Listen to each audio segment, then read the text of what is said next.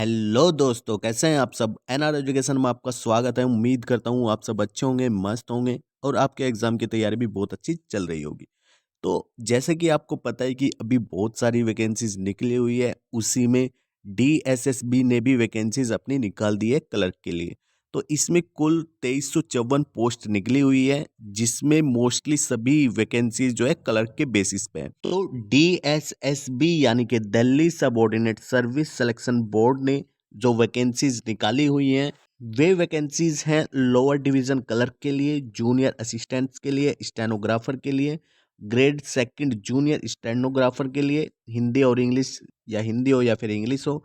उसके बाद lower division clerk के लिए भी है और उसके बाद जूनियर स्टेनोग्राफर। मतलब इसमें ये जो वैकेंसीज है ये टोटल 12th बेस पे वैकेंसीज है। टाइप्स के टाइपिंग होगी, एक तो होगी शॉर्ट हैंड वाली और एक होगी हिंदी और इंग्लिश के वर्ड वाली। अगर इसकी ओपनिंग की बात करें तो भाई 9 जनवरी से ओपनिंग ऑलरेडी हो रखी है। अगर जिसने भी इसका फॉर्म नहीं भरा है तो आप उस फॉर्म को फिलअप कर सकते हैं। तो इसकी जो लास्ट डेट है वो है 7 फरवरी 2024। तो आप यहाँ पे देख सकते हैं जो सबसे ज़्यादा वैकेंसीज निकली हुई है वो है ग्रेड 4 के लिए, जूनियर असिस्टेंट के लिए। अब इसमें सबसे ज़्यादा वैकेंसीज इन्होंने निकाल रखी है। इसमें यूआर कैटेगरी में 788, ओबीसी के लिए 500, एससी के लिए 194 और एसटी के लिए 40 और ईडब्ल्यूएस के लिए 150 वैकेंसीज निकली है।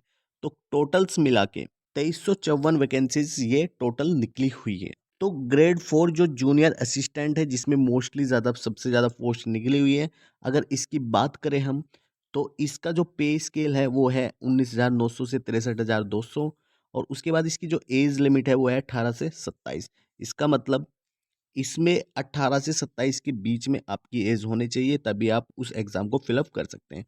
और इसके लिए क्या है, 12th पास होना चाहिए किसी रिकॉग्नाइज्ड बोर्ड से या फिर किसी इंस्टीट्यूशन से। उसके बाद आपकी जो टाइपिंग स्पीड है वो कितनी होनी चाहिए, 35 वर्ड पर मिनट इंग्लिश में, और हिंदी में कितनी होनी चाहिए, 30 होनी चाहिए। बाकी आप नोटिफिकेशन में जाके जो भी हर टाइप्स की पोस्ट निकली हुई है, जैसे सर्विस डिपार्टमेंट की है, तो उसके बारे में जो जो डिटेल्स हैं आप सब उन डिटेल्स को चेक कर सकते हैं। अगर यहाँ पे एलिजिबिलिटी क्राइटेरिया की बात करें, आउट ऑफ इंडिया नहीं होना चाहिए, मतलब इंडिया का ही सिटीजन होना चाहिए। अप्लाई कैसे कर सकते हैं हम इसको, अप्लाई कर सकते हैं सीधे इसकी ऑफिशियल वेबसाइट पे जाकर dssbonline.nic.in पे जाकर इसको अप्लाई कर सकते हैं। इसकी जो फीस होने वाली है वो मात्र क्या है, 100 रुपीज़ है। ठीक है, ये ऑल कैंडिडेट्स के लिए इसकी फीस जो है वो मात्र 100 रुपीज़ है। तो नेक्स्ट बात करते हैं हम इसके एग्जाम पैटर्न्स के बारे में कि इसका एग्जाम कैसे होने वाला है। सभी के लिए जो टीयर फर्स्ट का है वो क्या है, कॉमन है।